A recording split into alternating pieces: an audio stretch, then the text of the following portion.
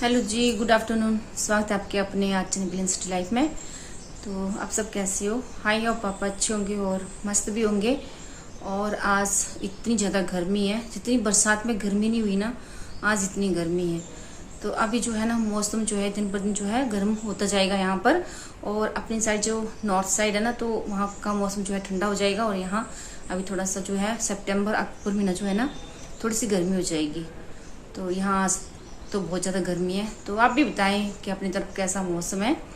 और आज है 6 सितंबर और आपके साथ थोड़ी सी मैं बात करने वाली हूँ, वो यानी कि 6 सितंबर के जुड़ी हुई बातें हैं, तो वही आपके सामने शेयर करूँगी।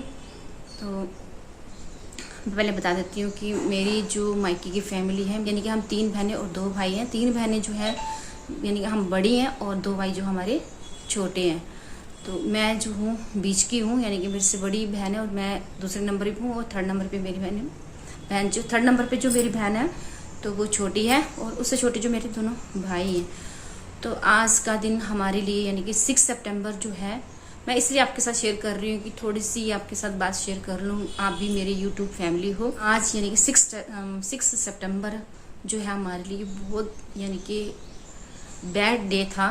तो इस दिन ना जो हमारा बचपन से लेके आज तक का जो है प्यार छीना है, तो हमें इस दिन ना बहुत ज़्यादा याद आती है। तो यानी कि मेरे डैडी जी जो है इस डे को जो है एक्सपायर हुए थे। तो और उनको गए हुए अभी 28 इयर्स कंप्लीट हो चुके हैं, यानी कि 29 जो है अभी स्टार्ट हुआ आज। तो वही ये जब दिन आते हैं ना, तो बहुत दुख लगता है। यानी कि हम सोचते हैं कि हमारा जो है यानी कि बचपन से लेके आज तक का जो हमें प्यार मिलना था, वो हमसे छीन लिया था। यानी कि मेरे डैडी जी का जो था एक्सीडेंट हुआ था 31 या 30 डे को, जो है 30 अगस्त या 31 अगस्त को जो एक्सीडेंट हुआ था। पूरे 8 डे में जो है वो एक्सपायर हो गए थे। तो ये दिन हमारे यानी कि लाइफ के सबसे बुरे दिन थे, जो हमें आज तक जो हम लोग नहीं भूल पाते हैं। तो हमने कभी सोचा नहीं था कि हमारे साथ भी ऐसा होगा, क्योंकि मैंने फर्स्ट टाइम कब सुना था, जब किसी की डैडी एक्सपायर हुए थे, जब मैं 9th क्लास में थी, तब किसी की डैडी जो है एक्सपायर हुए थे। तो मेरे को बहुत उस टाइम बहुत दुख लगा था कि भगवान किसी के भी पापा मम्मी जो है ना जाएं, क्योंकि पापा मम्मी जाते हैं तो बहुत ज़्यादा दुख होता उस इंसान को। तो उस टाइम मैं बोलती थी, अपनी मम्मी से बात करती थी कि ऐसे ऐसे लड़की का पापा जो है एक्सपायर हो गए, वो कैसे रहते होंगे। और जिसके पापा जो हैं, जैसे हमारे तक जो है ना, कई लोग जो थे फॉरेन में जाते थे, तो काफ़ी यानी कि 2-3 साल के बाद जो है वापस आते थे। तो मैं मम्मी से बोलती थी, मम्मी अभी इनके पापा जो है 2-3 साल के बाद आएंगे, तो ये बच्चे कैसे रहेंगे पापा के बिना। तो ये नहीं पता था कि हम लोगों के साथ ऐसा होगा। चलो उनके पापा तो कभी ना कभी आएंगे वापस, लेकिन हमारे डैडी तो आने वाले भी नहीं थे। यानी कि ऐसी जगह में गए वो वापस आ भी नहीं सकते थे। तो ये दिन मैंने कभी नहीं सोचा था कि हमारे साथ भी ऐसा होगा।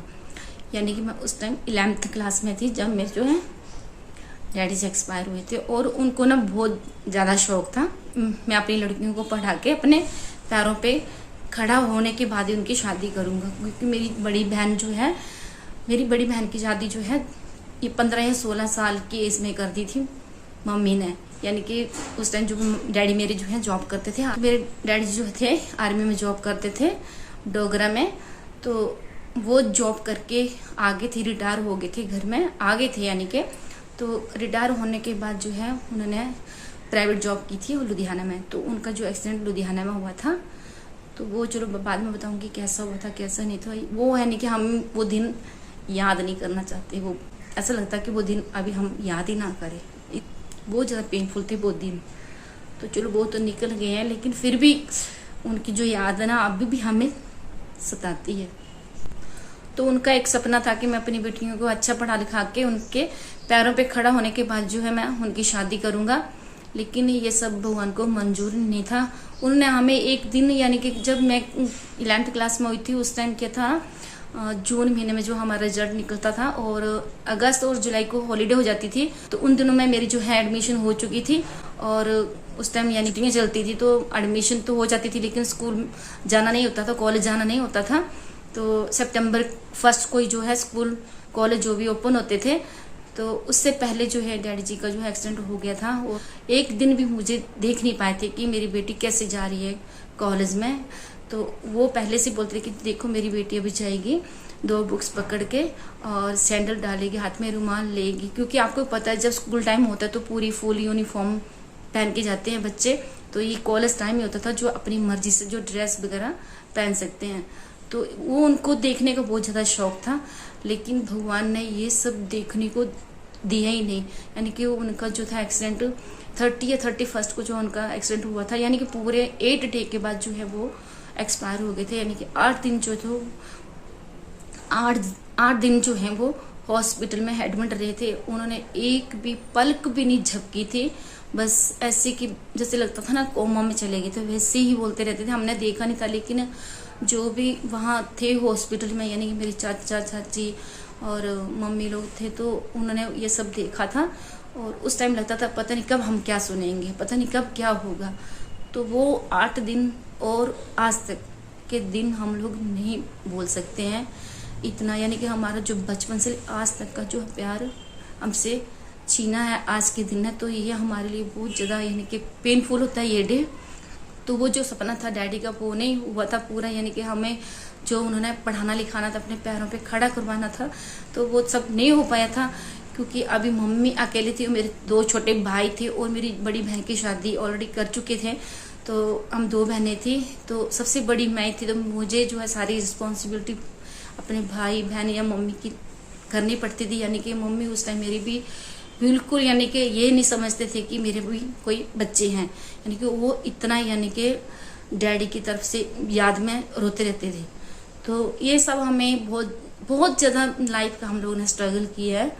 चलो वो तो हो गया, लेकिन एक बाप का प्यार जो मिलता है बच्चों को बचपन में था हम लोगों ने, तो जब बचपन से बच्चा निकलता है तो उस टाइम समझता कि माँ बाप का प्यार क्या होता है। तो जब उस टाइम हमें समझने के लायक हुए थे, तो उस टाइम जो है डैडी जी जो है चले गए थे। तो हम डैडी जी का सपना क्यों नहीं कर पाए थे पूरा, क्योंकि मेरे से छोटी भी एक बहन थी, 2 साल मेरे से छोटी थी और मैं बड़ी थी। तो उसी यानी कि मम्मी को ये चिंता खा जाती थी कि मैं लड़कियों के कैसे शादी करूँगी, कैसे इनको घर मिलेगा।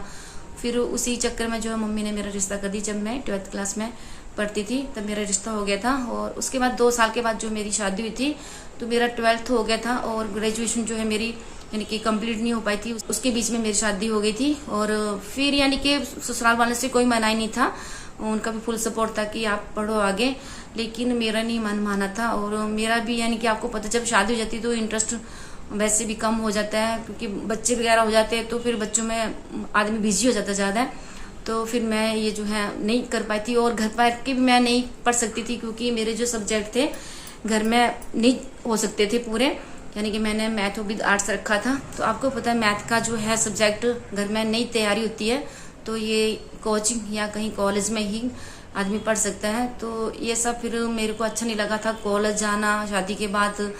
तो फिर मैंने सोचा क्या करना, पढ़ के अब छोड़ देते हैं। लेकिन अभी आज मैं बहुत ज़्यादा पछता रही हूँ। और आज भी मेरा जो भांजा है जो चीफ ऑफिसर का कोर्स कर रहा है, आज भी बोलता है कि मौसी आप पढ़ो, मौसी आप पढ़ो, क्या आप यूट्यूब लेके बैठ गए हो, अभी भी आपको टाइम है, आप तो अभी तो आपके पास बहुत ज़्यादा टाइम है पढ़ने का, तो अभी भी आप एग्ज़ाम दो। तो उसको अभी कौन समझाए, मैं उसको समझा के थक गई हूँ कि अभी मेरी एज है क्या पढ़ने की, अभी तो मैं बच्चे भी मेरे पढ़ लिए, अभी मैं पढ़ूंगी कि बच्चों के बाद। तो बोलता पढ़ने की कोई उम्र नहीं होती, वैसे सही बोल रहा है, पढ़ने की कोई उम्र नहीं होती है, लेकिन वो अभी मैं पछता रही हूँ कि शायद आकाश मैं पढ़ी होती तो मैं आज यहाँ नहीं होती, यानी कि मैं यूट्यूबर शायद नहीं बनती, तो कुछ और ही करती। लेकिन चलो जो भी है अच्छा है। वैसे तो मैंने लाइफ में बहुत कुछ किया है, इतना पढ़ के भी मैंने बहुत ज़्यादा बच्चों को स्टैंड किया है, यानी कि अपने बच्चों को भी स्टैंड किया, काफ़ी बच्चों को मैंने भी पढ़ाया है, उनको अच्छा यानी कि स्टैंड किया है। यानी कि मैं होम ट्यूटर थी, यानी कि मैं घर में जो है क्वार्टर्स में ही ट्यूशन लेती थी। लेकिन फिर भी मेरे को कहीं ना कहीं लगता है कि नहीं, मुझे जो था डैडी जी का सपना पूरा करना चाहिए था, ताकि मैं आज ये यानी कि यहाँ नहीं होती। तो चलो अभी जो सब तो नहीं था मंजूर, जैसा भगवान को मंजूर था वो अच्छा था, बहुत अच्छा लाइफ आगे की लाइफ से बहुत अच्छी लाइफ निकल रही है, मेरे बच्चे अच्छे पढ़ रहे हैं, बस उसी में खुश हूँ। लेकिन फिर भी लगता है कि जिसका सपना हम लोग पूरा नहीं कर पाए, तो आज हमें वो फील होता है अगर हम उस सपने को सोच के हम लोग पूरा कर पाते हैं, अब होते तो कितना खुश होते हैं। यानी कि आपने अपने वाली वीडियो में मैं आपको बोला था कि जब वो मेरे बच्चे अच्छा करते तो मुझे किसी की याद आती है, तो वही यानी कि मुझे जो है मेरे डैडी जी की याद आती है, मुझे नहीं है, मेरी बहन को भी याद आती है जब उसके बच्चे कुछ करते हैं। मैंने पहले भी वीडियो डाली थी, आपके साथ शेयर की थी, डॉक्टर संदीपिका राणा करके, तो उसने भी पीएचडी की है। तो उसने जब पीएचडी करके आई थी तो दीदी ने जब ये सुना कि वो पीएचडी उसकी कंप्लीट हो गई, तो दीदी बोलती मुझे भी ना, यानी कि मुझे समझ नहीं आ रहा था कि मैं रोऊं कि मैं खुश हूँ, कि मुझे ये भी नहीं समझ रहा कि मैं किस लिए रो रही हूँ। तो फिर बाद में उसको ध्यान आया दीदी को कि नहीं, मुझे तो डैडी की याद आ रही, किसी का ये सपना था। तो उस टाइम दीदी बोलती मुझे भी खुशी के बदले मुझे रोना आ रहा था। तो यही बोल रही कि बच्चे कुछ खुशी देते हैं तो हमें ये सब बहुत यानी कि फील होता है कि जो जिसका सपना था तो हम लोग नहीं पूरा कर सके, लेकिन अब आज हमारे बच्चे कर रहे हैं।